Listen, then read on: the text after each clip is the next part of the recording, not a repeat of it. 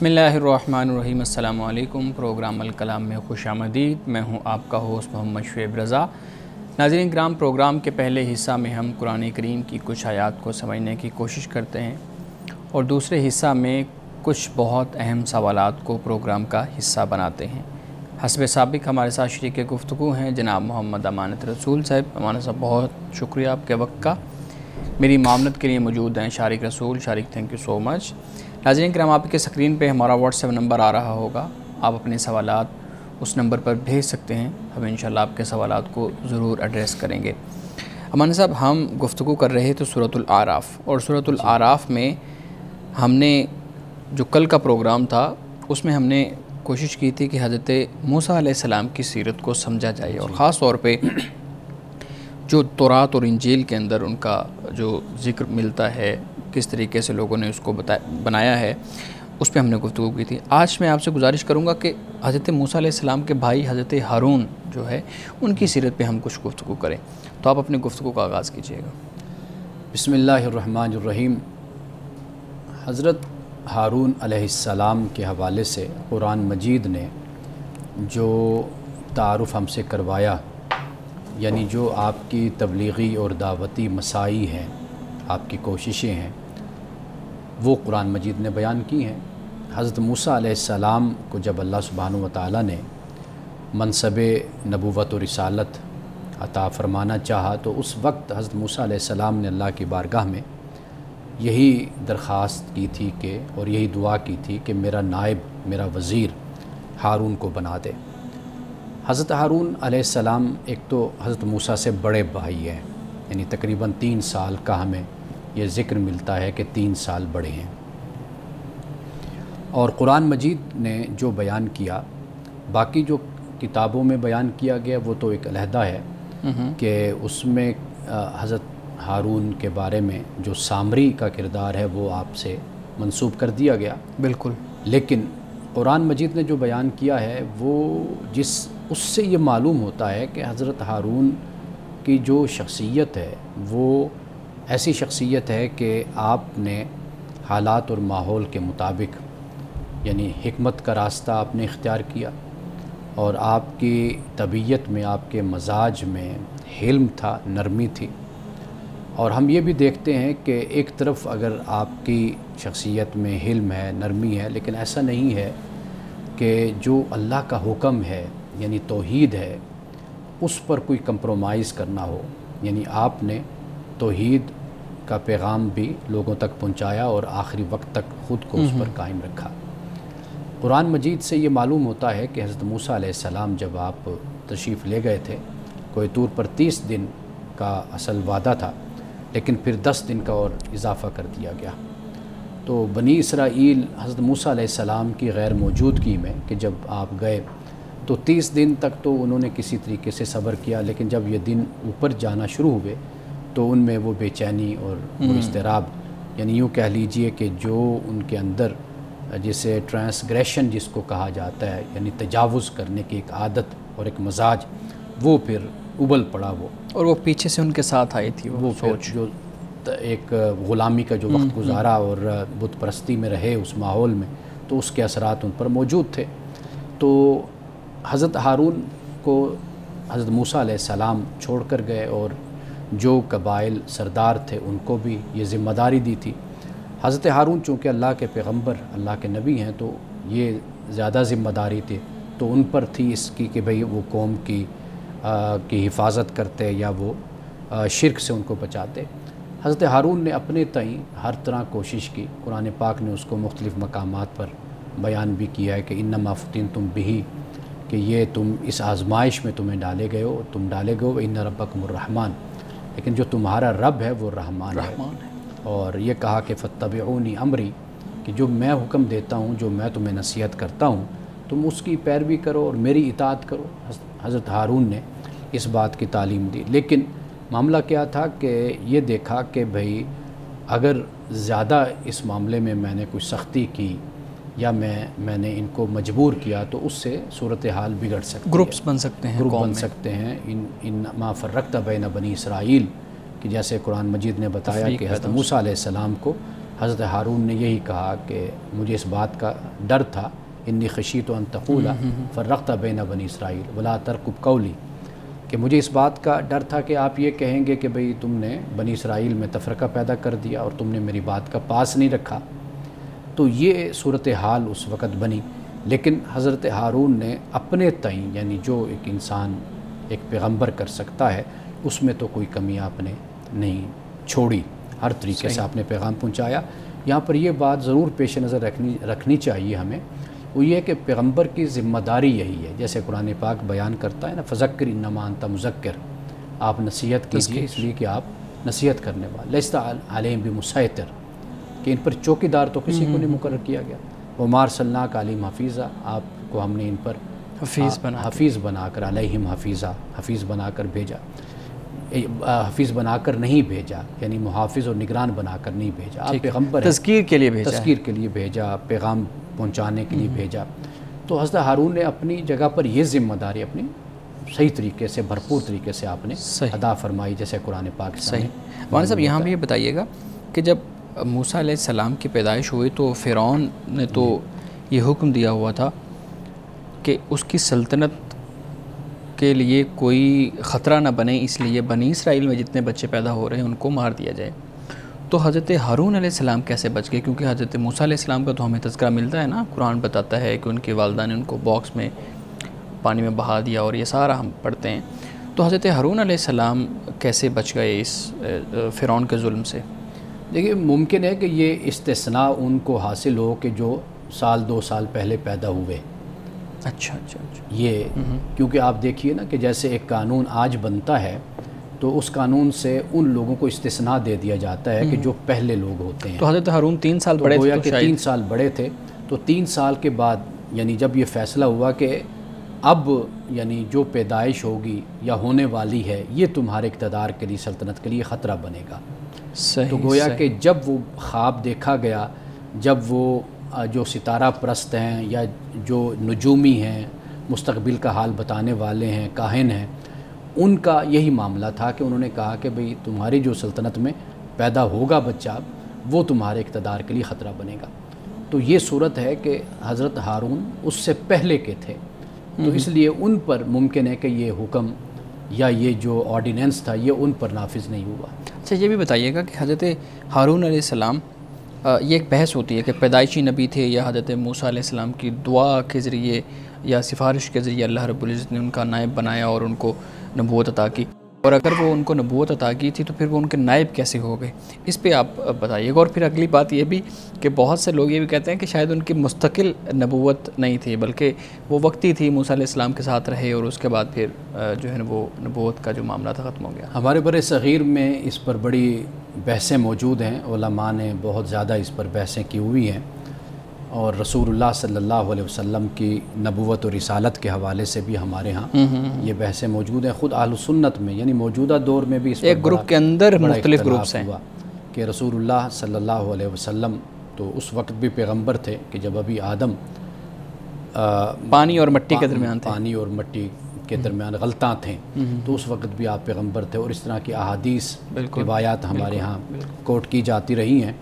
تو لہٰذا اگر ہم اس بات کو مد نظر رکھیں نا، تو اصل جو عمر ہے جو ہمیں معلوم ہوتی ہے وہ 40 سال یا اس کے بعد کی عمر ہمیں معلوم ہوتی ہے کہ جب اللہ سبحانہ و تعالیٰ کسی کو اپنا نبی، اپنا رسول منتخب فرماتا ہے۔ تو اس سے پہلے کا جو معاملہ ہے اس پر حقائق خاموش ہیں، وسائل اور ذرائع جو ہمارے پاس ہیں وہ کوئی بھی ہو سکتے ہیں، یعنی اللہ سبحانہ و تعالیٰ کی طرف سے کوئی ایسی آیت اتری ہو کہ جس سے ہمیں معلوم ہو کہ یہ پیغمبر پیدائشی پیغمبر تھے یا اللہ نے ان کو پہلے سے ہی منتخب کر کے ان کو پیغمبر بنا دیا تھا، ایسی کوئی آیت ہمارے سامنے نہیں آتی، اور نہ اس طرح کی کوئی مستند حدیث ہمیں ملتی ہے۔ لیکن یہ بات یاد رکھیے کہ نبوت و رسالت ایک ذمہ داری ہے۔ واضح بات ہے کہ ذمہ داری اسی وقت دی جاتی ہے نا کہ جب وہ اس ذمہ داری کو لینے کا جو ایک معیار خدا نے مقرر کیا ہے، جو قرآن پاک بیان کرتا ہے، جب خدا یہ جانتا ہے، سمجھتا ہے کہ یہاں اس کو نبوت دی جائے گی، رسالت کا تاج یا مسند یا منصب اس کے سپرد کیا جائے گا، تو خدا کسی بنیاد پر دے گا نا۔ تو وہ اس ذمہ داری کو ادا کرنے کے لیے پہلے ایک خاص عمر، ایک جو نہج ہے وہاں تک پہنچنا ہوگا، تو پھر اسی کے بعد ہی نبوت و رسالت کا منصب ملے گا۔ یعنی پہلے اگر دے بھی دیا جائے تو یعنی کہ وہ بات کس طریقے سے بیان ہوگی کہ پہلے دی گئی یا بعد میں دی گئی، بات واضح ہو گئی۔ یہ مزید سوالات آپ کے سامنے رکھتا ہوں ایک بریک کے بعد۔ شارق، ہم بریک کے بعد سوالات لیتے ہیں۔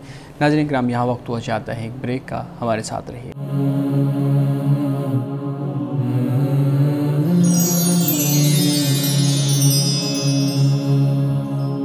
پروگرام میں ایک دفعہ پھر خوش آمدید۔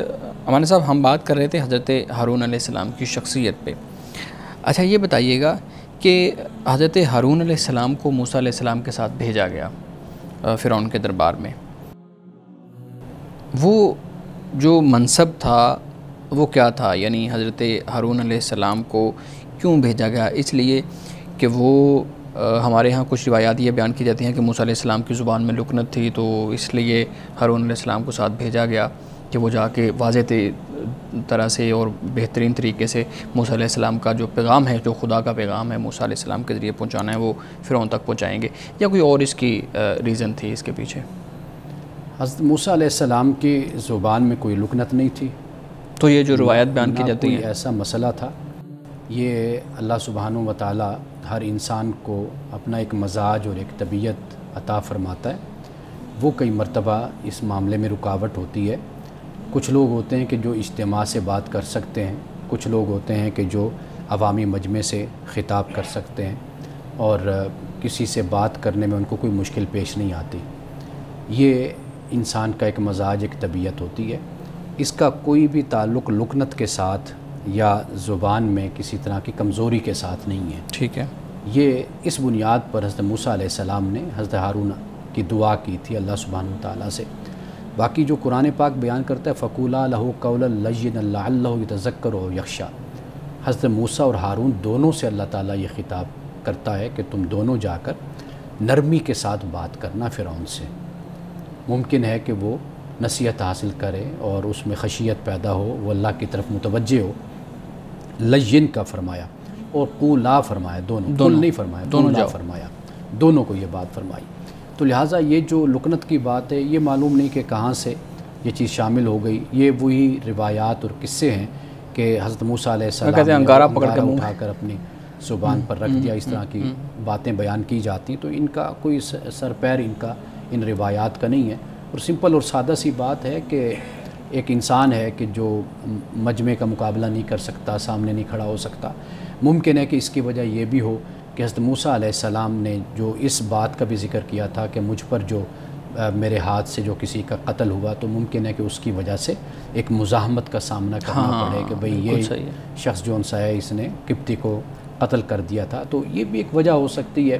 اور پھر یہ بھی بیان کیا جاتا ہے کہ حضرت موسیٰ علیہ السلام کا زیادہ وقت باہر گزرا، یعنی مصر سے باہر مدین میں آپ کا وقت گزرا، تو وہاں کے جو ایک معاشرت ہے، زبان ہے، اس سے ممکن ہے کہ اس طرح واقفیت انسان کے بالکل انسان لمبا عرصہ باہر رہے تو مثال کے طور پر ہم سرائکی بیلٹ سے ہمارا تعلق ہے، ہم سرائکی بولتے ہیں، تو جب کافی دن یا مہینے گزر جائیں کہ ہم اس طریقے سے سرائکی نہ بولیں، تو جب ہم واپس اپنے گھر جاتے ہیں تو ہمیں بھی تھوڑی سی پرابلم اس طرح ہوتی ہے اس کے محاورے میں اور اس کے ادائیگی میں الفاظ کی۔ تو یہ ایک انسانی فطرت ہے اور ایک انسانی معاملہ ہے، اس کا کیا تعلق کسی عیب کے ساتھ، نقص کے ساتھ یا کسی لکنت کے ساتھ؟ حضرت موسیٰ نے دعا بھی تو کی تھی رب اشرح لی صدری کی کہ اللہ تعالیٰ میرے زبان کی جو گرہ ہے وہ کھول دے، تو پھر وہ دعا کس لیے تھی اگر لکنت نہیں تھی؟ یہ بڑا اہم سوال آپ نے کیا ہے۔ قرآن مجید نے جو بیان کیا وہ یہ ہے کہ رب اشرح لی صدری ویسر لی امری واحلل عقدۃ من لسانی، یعنی میرے سینے کو کھول دے اور میرے لیے معاملے کو آسان کر دے۔ واحلل عقدۃ من لسانی یفقہوا قولی، کہ میری زبان میں اگر کوئی عقدہ ہے، کوئی گرہ ہے تو اس کو کھول دے۔ یہ وہی گرہ ہوتی ہے کہ جیسے ہم بعض اوقات بات کرتے ہیں تو بات کرتے ہوئے ہمیں پرابلم ہوتی ہے، مشکل پیش آتی ہے، ہم اپنی بات کو، اپنے ما فی الضمیر کو کھل کر بیان نہیں کر سکتے، تو یہ اس طرف اشارہ ہے۔ اللہ سبحانہ و تعالیٰ کی بارگاہ میں یہ دعا کی جاتی ہے، پیغمبروں نے دعا کی ہے، ہم سب لوگ یہ دعا کرتے ہیں اللہ، یعنی جب ہم کبھی بھی بیٹھیں گے، ممبر پر بیٹھیں گے یا لیکچر دیں گے تو ہماری اللہ سے یہ دعا ہوتی ہے کہ اللہ میں یعنی فصاحت اور بلاغت، اس وقت یہ مجھے طاقت عطا فرما کہ میں اپنی بات کھول کر ان کے سامنے بیان کر سکوں۔ تو یہ دعائیں تو پیغمبروں کی دعائیں بھی موجود ہیں، تو اس سے مراد ہرگز یہ نہیں ہے کہ کوئی زبان میں کوئی لکنت یا ایسا کوئی مسئلہ ہے۔ صحیح۔ مولانا صاحب، میں تھوڑا سا ہمارے ہاں جو باقی الہامی کتب ہیں ان کی طرف بھی آؤں گا، اور میں پوچھوں گا آپ سے کہ قرآن کریم نے تو حضرت ہارون علیہ السلام کی شخصیت کو بیان کر دیا، آپ نے بہت اچھے طریقے سے اس پہ ہماری توجہ بھی دلائی، رہنمائی کی کہ حضرت ہارون علیہ السلام انتہائی نرم گفتگو کرنے والے، نرم مزاج اور انتہائی حلم والے، حکمت جو ہے نا ان کی شخصیت میں تھی، جبکہ ہم دیکھتے ہیں کہ جو دوسری الہامی کتب ہیں ان کے اندر حضرت ہارون علیہ السلام کا جو تصور ہے، جو ان کی سیرت ہے، ان کا کردار ہے، وہ اور طریقے سے دکھایا گیا ہے۔ ہم نے ایک پروگرام میں یہ بات یہ بھی کی تھی کہ کہیں پہ سامری کی جگہ پہ بھی ان کی شخصیت کو رکھ کے دیکھا گیا ہے، تو آپ بتائیے گا کہ یہ جو تصور اور یہ جو تصویر کھینچی گئی ہے ان کتب کے اندر قرآن کے برعکس، یہ کیسے معاملہ ہوا اور کیوں، اس کی ریزن کیا ہے؟ دیکھیے، جب یہ کتابیں مرتب ہوئیں یا ان کو جمع کیا گیا تو اس وقت یہ کوئی رد و بدل اس طرح کا ہوا۔ کئی دفعہ ایسے ہوتا ہے کہ نام ملتے جلتے ہوتے ہیں، اور وہ ملتے جلتے نام پھر بگڑتے بگڑتے کسی شخصیت کا نام اس کی جگہ لے لیتا ہے۔ جیسے ہور لفظ آیا تو وہ ہارون بنا، پھر ہارون بنا، تو اس طرح کر کے کوئی تبدیلی کتابوں کے اندر پہلے ہوئی کہ جس سے حضرت ہارون علیہ السلام کا نام یہاں پر لے لیا گیا۔ تو حضرت ہارون کو یعنی سامری کا جو کردار تھا اس کی جگہ پر حضرت ہارون کا اس طریقے سے آ گیا۔ اور پھر ایک جو سب سے بڑی پرابلم ہوتی ہے نا ہمارے ہاں، آپ تاریخ میں دیکھ لیجئے، وہ اس طرح ہوتا ہے کہ جب کوئی مقدس شخصیت، یا آپ مقدس نہ کہیے تو آپ یوں کہہ لیجئے کوئی عالم ہے، کوئی فقیہ ہے، اگر اس نے کوئی اس طرح کی غلطی کر دی یا کوئی اس طرح کی بات ہو گئی تو پھر آنے والے اسی کو ہی لے کر چلتے رہتے ہیں۔ بالکل ہمارے ہاں اس پر بھی بڑی تحقیق ہوئی ہے کہ مثال کے طور پر ایک عالم نے ایک واقعہ کسی کی طرف منسوب کیا یا کوئی نام ایسا لکھا، تو پھر صدیاں گزر گئیں، تو آنے والوں نے پھر جب اس پر تحقیق کی، ریسرچ کی، تو پتہ چلا کہ وہ پہلے دفعہ یہ غلطی فلاں شخصیت سے ہوئی تھی، جس کے بعد یہ اور سب اسی پہ چل رہے ہیں، اسی پر چلتے رہے۔ تو یہی معاملہ پہلی کتابوں میں بھی ہوا ہے کہ بھئی کسی نے اگر کسی نامور شخصیت نے کہ جس پر لوگوں کا بڑا اعتماد تھا، بڑا اعتبار تھا، اس سے بھی غلطی سے ہو گئی، صاحبن ہو گئی، تو وہ غلطی پھر ایسی چلی کہ پھر اس پر لوگوں نے توجہ نہیں کیا۔ اچھا، پھر آپ یہ دیکھیے کہ ہمارے ہاں جو تعویل کا سہارا لیا جاتا ہے نا، تو تعویل کر دی جاتی ہے، یعنی حضرت ہارون کا نام کیوں آ گیا، غلط بات کی بھی تعویل کر دی جاتی۔ چونکہ تعویل کیوں کی جاتی ہے کہ وہ چونکہ کسی بڑی شخصیت نے غلطی کی تو لہٰذا اس کی پھر تعویل کر دی گئی۔ یہی تعویل ہمیں حضرت ہارون کے حوالے سے بھی ملتی ہے، یعنی ہارون کی طرف یہ کام منسوب کیا گیا کہ بھئی یہ مصلحتاً انہوں نے ایسے کیا تھا کہ لوگ جو ان سے ہیں وہ بھٹکے نہیں، ادھر ادھر نہ جائیں، تاکہ وہ وقتی طور پر ان کے مزاج کے مطابق موسیٰ علیہ السلام آ جائیں گے، تو بھی آ جائیں گے تو وہ پھر صورتحال کو سنبھال لیں گے۔ تو انہوں نے پھر یہ تھوڑا سا قدم اٹھایا تھا، نہ چاہتے وہ بھی کیا، لیکن پھر خود نہیں انہوں نے پوجا کی تھی بت کی، مختلف تعویلیں ہیں، بلکہ لوگوں نے اس کی پوجا کی تھی اور لوگ اس طرف راغب بھی تھے۔ تو اس طرح پھر تعویل کر کے، اور پھر یہ کہا بھی گیا کہ بھئی حضرت ہارون نجات دہندہ نہیں ہیں، ان کو ہم کاہن اعظم کہتے ہیں، یعنی بڑا کاہن، بڑا پریسٹ، ہائی پریسٹ ہم ان کو کہتے ہیں، ہم ان کو نجات دہندہ نہیں کہتے۔ نجات دہندہ تو حضرت موسیٰ علیہ السلام ہے یا حضرت مسیح علیہ السلام، وہ آئیں گے۔ تو لہٰذا ان کا جو منصب ہے وہ اس لیول کا سطح کا نہیں رہتا، وہ ایک مذہبی رہنما کی حیثیت سے ہے یا ایک کاہن، ایک پریسٹ کی حیثیت سے، جس کی انہوں نے پھر لوگوں کو تبلیغ اور دعوت کی۔ اچھا شارق، آپ پوچھنا چاہیں؟ جی پلیز۔ شکریہ۔ قرآن کو جب سمجھنے کی بات کی جاتی ہے تو یہ سوال بھی کیا جاتا ہے کہ جیسے حضرت موسیٰ کا قصہ ہے، لاٹھی کا سانپ میں بدل جانا یا پھر سمندر کا سپلٹ ہو جانا، تو یہ کہا جاتا ہے کہ یہ واقعہ جو حقیقت میں نہیں وقوع پذیر ہوئے بلکہ یہ سبق آموز کہانیاں ہیں۔ تو اس حوالے سے ہم کیسے سمجھ سکتے ہیں کیا یہ سبق آموز کہانیاں ہیں یا پھر یہ واقعی میں وقوع پذیر ہوئے؟ قرآن مجید جب ان واقعات کو بیان کرتا ہے، قرآن کا اسلوب اور قرآن کا متن ہی بتا دیتا ہے کہ یہ صرف تمثیلی طور پر ایک بات کو بیان کیا گیا ہے یا اس کا حقیقی وجود ہے۔ تو لہٰذا یہ بات مد نظر رکھنی چاہیے۔ یہ پرابلم وہاں پر جا کر ہوتی ہے جب ہم معجزوں کو بھی عقل کے پیمانے پر ہم پرکھتے ہیں، اس کو لاجیکل ریزننگ ڈھونڈنے کی کوشش ہم اس کو دیکھنے کی کوشش کرتے ہیں، تو اس وجہ سے۔ لیکن یہ حقیقت ہے کہ جو معجزہ ہے، میریکل ہے، یہ پیغمبر کے ہاتھ پر ظاہر ہوتا ہے، اور یہ اللہ تعالیٰ کی مشیت، اللہ تعالیٰ کی حکمت اور اللہ تعالیٰ کے ارادے سے ظاہر ہوتا ہے۔ پیغمبر جب چاہے، جس وقت چاہے، تو وہ اپنے ارادے سے معجزہ نہیں دکھا سکتا، اللہ تعالیٰ کے ہی ارادے اور اللہ تعالیٰ کے ہی حکم سے معجزہ ظاہر ہوتا ہے۔ تو لہٰذا معجزہ انبیاء کے ساتھ خاص ہے، یہ ہمیں ماننا ہوگا۔ جو لوگ اس کی تعویل کرتے ہیں وہ پھر یہ بات بیان کرتے ہیں کہ جی یہ تمثیلی انداز ہے اور یہ اس وقت خود سمندر اس حالت میں تھا، یا اس وقت لہریں تھیں، یا موسم ایسا تھا، جس طریقے سے بیان کیا جاتا ہے تو پھر وہ راستہ بن گیا۔ لیکن جب قرآن مجید کو ہم پڑھتے ہیں تو قرآن ہمیں واضح طور پہ بتاتا ہے کہ یہ بالکل ایک جسے کہتے ہیں یونیک تقسیم ہو گیا، اور یہ یونیک واقعہ ہے، انہونا واقعہ ہے کہ جو پیغمبر کے ذریعے سے رونما ہوا تھا۔ ناظرین کرام، یہاں وقت ہوا چاہتا ہے ایک بریک کا، ہمارے ساتھ رہیے گا۔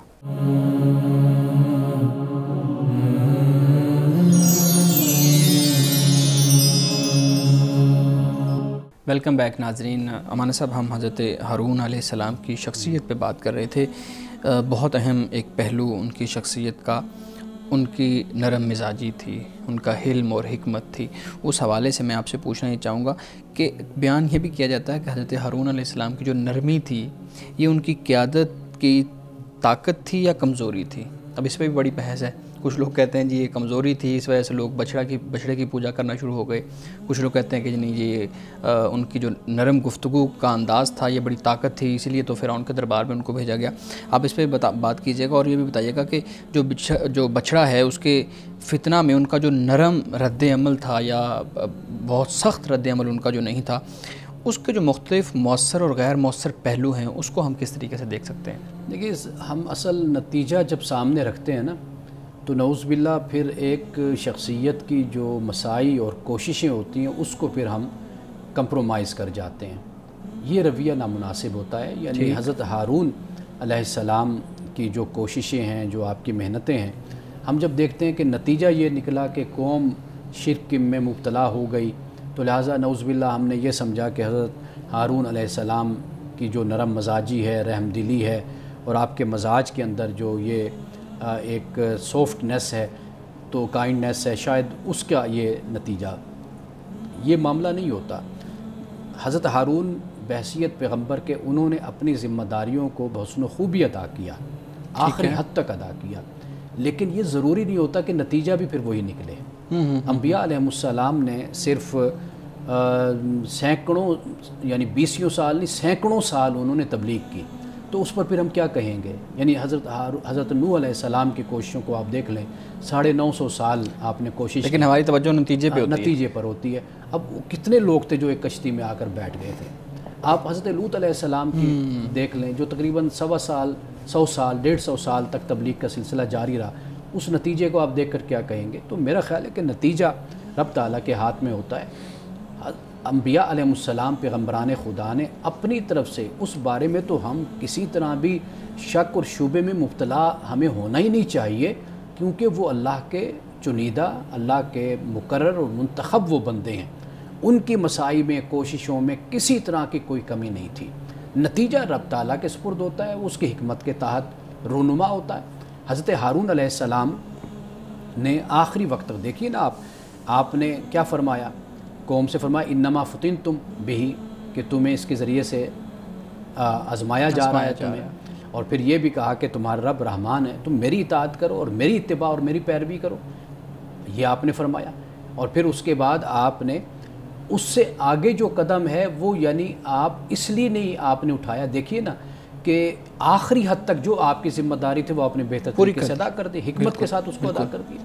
اب اس سے اگلا قدم کیا ہوتا؟ یعنی وہ یہی ہوتا کہ پھر قوم منتشر ہو جاتی۔ وہ جو نقصان اتنا بڑا سامنے آنا تھا، آپ نے اپنے حد تک پوری ذمہ داری جو فریضہ نبوت ہے وہ آپ نے ادا کر دیا۔ تو بعد میں حضرت موسیٰ کے آنے کے بعد پھر آپ نے وہ جو حکیمانہ قول ہے، حکیمانہ بات ہے، وہ پھر آپ نے آپ کے سامنے رکھ دی۔ صحیح ہے مولانا صاحب، آخری سوال اس حوالے سے میں کروں گا، حضرت ہارون علیہ السلام کی شخصیت کو آج کی جو مذہبی قیادت ہے اس کے تناظر میں کیسے دیکھا جا سکتا ہے، اور کیسے ہمارے جو علماء ہیں وہ حضرت ہارون کی شخصیت سے سبق حاصل کر سکتے ہیں؟ قرآن مجید نے اس کو واضح طور پہ بیان کیا ہے کہ رب کی طرف بلانے کے لیے، رب کے راستے کی طرف بلانے کے لیے ایک تو فرمایا کہ حکمت کا طریقہ اختیار کرو، وزڈم ہونی چاہیے۔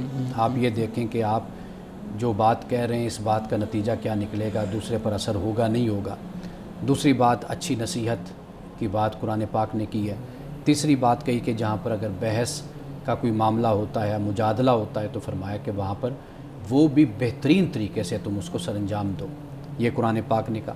حضرت ہارون کی سیرت ہمیں یہی بتاتی ہے کہ آپ نے لوگوں کو دعوت دی، دین کی طرف بلایا تو حکمت کے ساتھ آپ نے بلایا۔ علماء اس چیز کو اور اس نقطے پر اپنی تربیت کریں اور اس پر فوکس کریں، وہ یہ ہے کہ امت میں کسی طرح بھی تفرقہ بازی نہ ہو، فرقہ واریت پیدا نہ ہو۔ آپ کا کام پیغام پہنچانا ہے، اس پر جتنا ہو سکے اگر توجہ کریں۔ حضرت ہارون کی جو تبلیغ ہے، دعوت ہے اور جو حکمت ہے جو ہمیں نظر آتی ہے کہ آپ نے حضرت موسیٰ سے یہی عرض کی کہ بھئی آپ، مجھے ڈر تھا کہ آپ کہتے کہ بھئی تم نے بنی اسرائیل میں تفرقہ پیدا کر دیا۔ تو یہ بنیادی بات ہے کہ اس پر کسی طرح بھی امت کے جو علماء ہیں وہ کمپرومائز نہ کریں۔ یہ الگ بات کہ جو آج ہماری تربیت ہوتی ہے وہ تربیت یہی ہے کہ ہم قطعیت کے ساتھ اپنی بات کو پیش کرتے ہیں۔ ہم کہتے ہیں جی یہی حق اور سچ ہے، باقی اس کے علاوہ جو کچھ ہے وہ جھوٹ اور باطل ہے۔ یہ جو رویہ علماء کا ہے اس سے تفرقہ بازی عام ہوتی ہے، رواج پاتی ہے۔ طریقہ کار یہی ہے کہ اپنی بات لوگوں کے سامنے رکھ دی جائے اور باقی پھر لوگوں پہ چھوڑ دیا جائے کہ وہ اس کو قبول کرتے ہیں یا اس کو رد کرتے ہیں۔ صحیح۔ جی شارق، آپ اپنے سوالات وانا صاحب کے سامنے رکھیں۔ جو ڈسکشن ہو رہی ہے میں اسی کے حوالے سے سوال کرنا چاہوں گا۔ علم نجوم کے بارے میں کہا جاتا ہے کہ یہ حرام ہے، حدیث بھی ہے کہ جو نجومی کے پاس گیا وہ اس کے 40 دن جو ہے اس کی نماز قبول نہیں ہوگی۔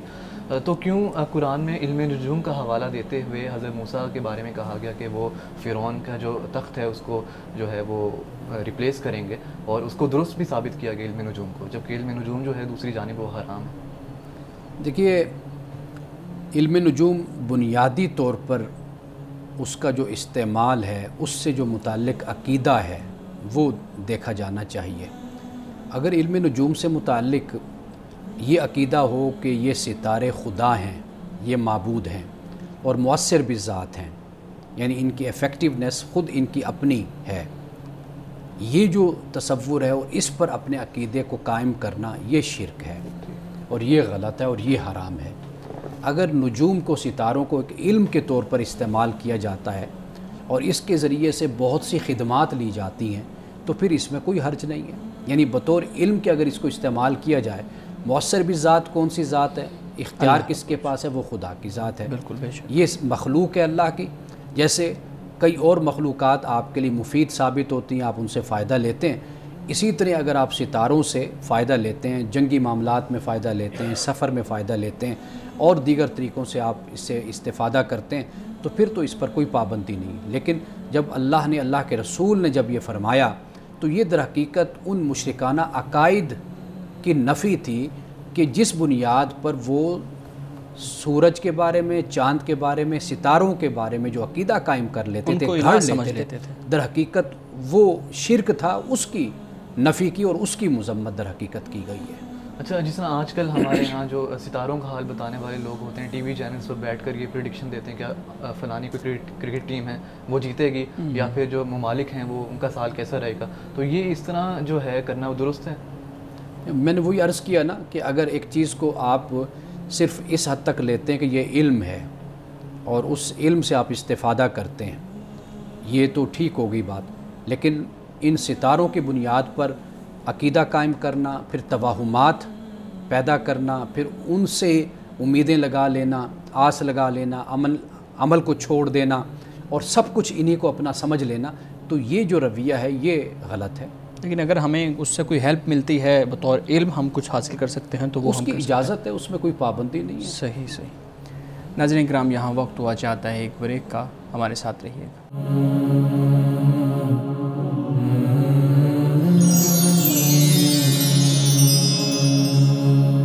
پروگرام میں ایک دفعہ پھر خوش آمدید۔ امان صاحب، ہمارے ناظرین کے بھی کچھ سوالات ہوتے ہیں، آپ کے سامنے رکھتا ہوں۔ پہلا سوال ہے، پوچھتے ہیں قرآن پاک کے مطابق عورت مرد کے تابع ہے یا برابر ہے؟ قرآن مجید کے مطابق عورت نفس میں، شخصیت میں، ذات میں مرد کے برابر ہے۔ یعنی اگر اس برابری سے مراد یہ لیا جاتا ہے کہ عورت کم تر نہیں ہے مرد سے، تو اس میں کوئی شک نہیں ہے کہ انسانیت میں، شخصیت میں، ذات میں وہ مرد کے بالکل برابر ہے، مساوی ہے.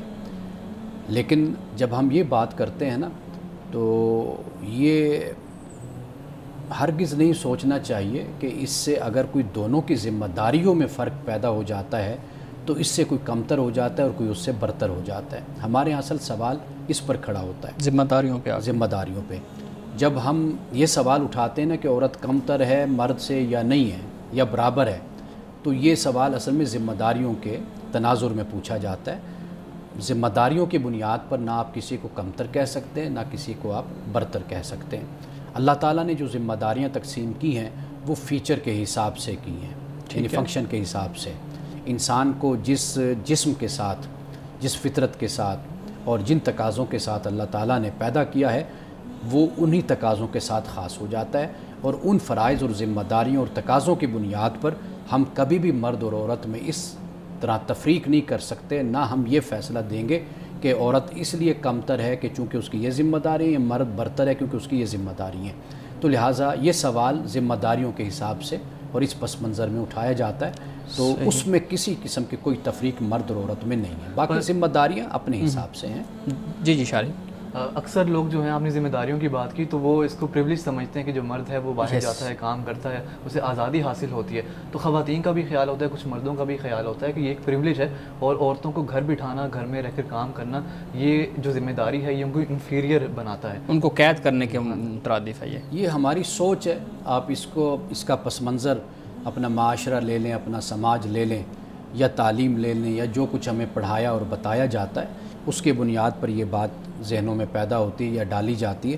اصل معاملہ یہ ہے کہ اللہ سبحانہ و تعالیٰ نے عورت کو پیدا کیا، عورت کو ایک صفت جو ہے تخلیق کی. آپ دیکھیے کہ کسی زمانے میں عورت کو پوجا جاتا تھا اور اس کو خدا سمجھا جاتا تھا.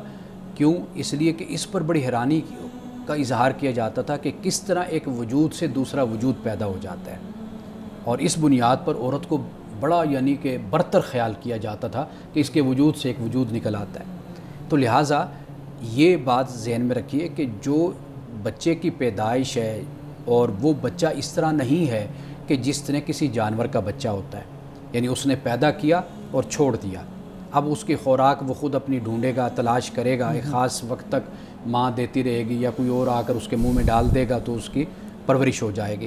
یہاں پر ایک جیتا جاگتا انسان ہے. اب اس کی کون ذمہ داری لے گا اس کی پرورش کی، اس کی تربیت کی؟ واضح بات ہے کہ پہلے اس کی ماں بنتی ہے کہ جو اس کو دودھ پلاتی ہے، جو اس کو گود میں لیتی ہے، جو اس کو دیگر معاملات میں اس کی مدد کرتی ہے.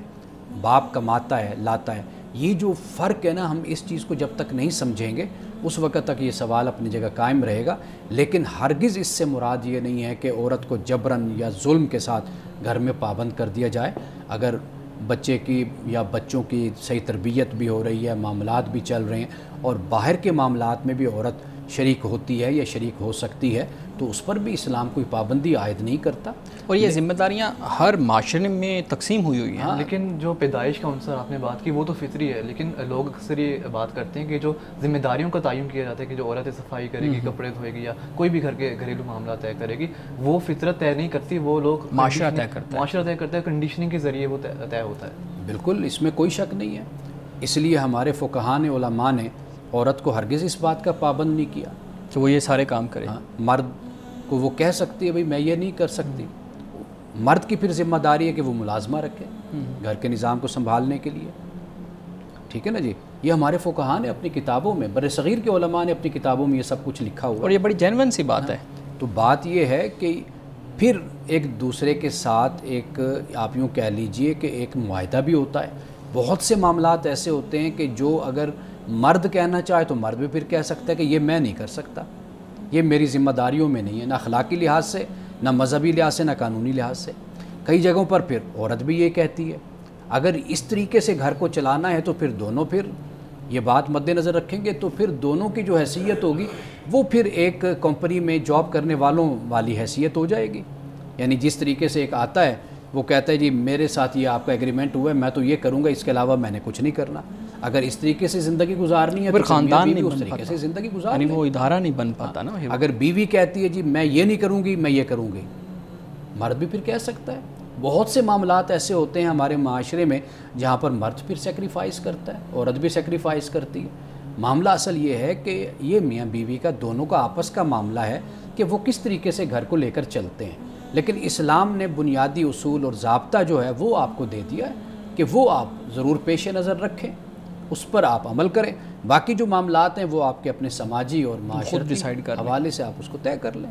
صحیح جی، شارق آپ کے پاس کوئی سوال ہے تو میں نے سب جی، تاریخی نقطہ نظر سے اگر دیکھا جائے مذاہب کی تشکیل کو یا فلسفوں کو یا نئے تصورات کو، تو یہ کہا جاتا ہے کہ ان معاشروں میں نئے تصورات، نئے مذاہب یا نئے فلسفے جنم لیتے ہیں جہاں پر معاشرہ ایک سرٹن سویلائزیشن کی سٹیج کو پہنچ گیا ہو، جہاں پر بہت زیادہ ریسورسز ہوں اور ایک امپائر قائم چکی ہو۔ کچھ لوگوں کا یہ خیال ہے کہ اگر تاریخی نقطہ نظر سے اسلام کا مطالعہ کیا جائے تو ہمیں نظر آتا ہے کہ اسلامی نظریات، قرآنی آیات اور احادیث پر جو کام ہوا وہ باقاعدہ صورت میں ہمارے سامنے تب سامنے آئے جب امپائرز قائم ہو چکی تھیں۔ حضرت عثمان کے دور کے بعد قرآن کی اگر بات کر لیں اور عباسیوں کے سلسلے میں احادیث پر کام شروع ہوا، تو یہ جو ہمارے یہاں ایک بلیف ہے، جو ہمارا بلیف ہے کہ الہامی ہے اور اللہ کی طرف سے، یہ اس کو ہم پھر کیسے اس کانٹرڈکشن کو سمجھیں؟ سب سے پہلے تو اللہ سبحانہ و تعالیٰ نے انبیاء علیہ السلام کا سلسلہ شروع فرمایا۔ آپ دیکھ لیجئے کہ وحی کا سلسلہ شروع ہوا تو گریجولی آگے انسانیت بڑھتی چلی گئی۔ ضروری نہیں کہ جس زمانے میں حضرت آدم علیہ السلام آئے تو اس دور میں تو کوئی امپائر نہیں تھی۔ اللہ تعالیٰ نے بنیادی جو بات ہے اس حوالے سے وہ یہ ہے کہ اللہ نے لوگوں کو جہاں عقل عطا کی، اللہ تعالیٰ نے وحی کے ذریعے سے بھی لوگوں کی رہنمائی کی۔ دین کا بنیادی مقصد صرف اور صرف لوگوں کی رہنمائی ہے۔ وہ انسان آج کا کسی امپائر میں رہتا ہو، وہ انسان کسی اعلیٰ تمدن میں رہتا ہو، وہ انسان ایک اعلیٰ زندگی گزارتا ہو یا ادنا زندگی گزارتا ہو، یا وہاں پر کوئی متمدن معاشرہ نہ ہو، کچھ بھی نہ ہو، اللہ تعالیٰ کی ہدایت کا تعلق در حقیقت انسان کی فطری اور انسان کی جو جبلی ضرورت ہے اس کو اصل اللہ کی وحی پورا کرتی ہے، وہ کوئی بھی انسان ہو۔ باقی جو بات آپ نے کہی ہے یہ اصل وقت کے ساتھ ساتھ ایک چیز پروان چڑھتی ہے، ماحول کے ساتھ ساتھ آگے بڑھتی ہے۔ قرآن مجید مثال کے طور پر جس معاشرے میں اترا نازل ہوا وہاں پر مسلمانوں کی کوئی امپائر نہیں تھی، وہ ایک عام معاشرہ تھا جس میں رسول اللہ صلی اللہ علیہ وسلم تشریف لائے تھے۔ اب قرآن مجید کی جو حفاظت کا معاملہ آپ نے ذکر کیا، حضرت عثمان رضی اللہ تعالیٰ عنہ سے پہلے بھی قرآن محفوظ تھا۔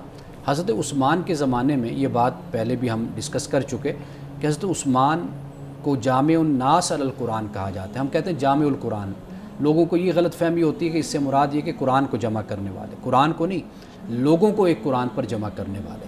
ایک قرآن سے مراد کیا ہے کہ اس وقت جیسے اسلامی سلطنت وسیع ہو گئی، فتوحات بڑھ گئے، مختلف لوگ آ گئے، شامل ہو گئے، تو اس کے شامل ہونے سے کیا ہوا، لوگوں کے لہجے بالکل مختلف قسم کے تھے، ان کی ادائیگیاں مختلف قسم کی تھی۔ اب مثال کے طور پر اب یورپ کی، انگلینڈ کی آپ انگلش دیکھ لیجئے، وہ الگ وہاں کے خاص لوگوں کی نیٹیو لینگویج ہو گئی، لیکن جیسے انگلش باہر نکلی بر صغیر والے آپ بولتے ہیں، اب ان کے بولنے کا انداز آپ دیکھیے کہ اردو سٹائل میں بول رہے ہوتے ہیں۔ بنگلہ دیش میں انگلش سنیں گے تو وہ اپنے اس انداز میں بول رہے ہوں گے۔ ہم پاکستان اور جو بھارت ہے ان کے لوگوں کی اردو سنیں گے تو وہ بڑا فرق ہے، وہ بڑی مختلف ہو جاتی ہے۔ اب امریکن انگلش دیکھ لیجئے، وہ ہمیں اچھی طرح سمجھ آ جاتی ہے، امریکن انگلش آسان لگتی ہے سننے میں۔ جو انگلینڈ کی انگلش ہے یعنی برٹن برطانیہ کی، آپ دیکھیے وہ ہمیں سننے میں بڑی مشکل پرابلم ہوتی ہے کہ بھئی وہ سمجھ نہیں آتی ہمیں۔ تو مسئلہ جو وہاں پر تھا وہ یہ تھا، لہجے کا معاملہ تھا۔ تو لہٰذا حضرت عثمان رضی اللہ تعالیٰ عنہ کے زمانے میں قرآن اس بنیاد پر ریاست کی طرف سے، حکومت کی طرف سے ایک رکھا گیا کہ اور اسی کو عام کر دیا گیا۔ تو لہٰذا جو آپ بات کہہ رہے ہیں نا، یہ اس پر تھوڑا سا یعنی مزید توجہ کرنے کی ضرورت ہے کہ کسی حد تک آپ کی بات درست ہے، لیکن ہر پہلو سے ہم اس کو صائب نہیں کہہ سکتے۔ آج کی حدیث مبارکہ بیان کیجیے گا۔ رسول اللہ صلی اللہ علیہ وسلم کی یہ حدیث ہم سب کے لیے بہت ہی سبق آموز ہے۔ فرمایا کہ نرمی جس چیز میں ہو اسے زینت بخشتی ہے، یعنی آپ جو بات کہہ رہے ہیں، جو کلام کر رہے ہیں، یا کوئی عمل ہے یا کسی کے ساتھ کوئی معاملہ کر رہے ہیں، اگر اس میں نرمی ہو تو اس سے وہ بات، وہ عمل خوبصورت ہو جاتا ہے، اور اگر یہ نرمی نکال دی جائے، یعنی رسول اللہ صلی اللہ علیہ وسلم نے فرمایا کہ جس چیز سے نرمی نکال لی جائے وہ اسے عیبدار بنا دیتی ہے، یعنی وہ بات، وہ عمل جو بھی ہے، معاملہ ہے، وہ عیبدار ہو جاتا ہے، اس میں کمی واقع ہو جاتی ہے اگر اس میں سے نرمی کو نکال دیا جائے۔ ناظرین کرام، پروگرام کا اختتام اس دعا کے ساتھ کریں گے، اللہ رب العزت حسن کلام اور تاثیر کلام عطا فرمائے، ہماری زبان کے گروں کو کھول دے اور سننے والوں تک خیر کا پیغام پہنچے۔ اجازت دیجیے، خدا حافظ۔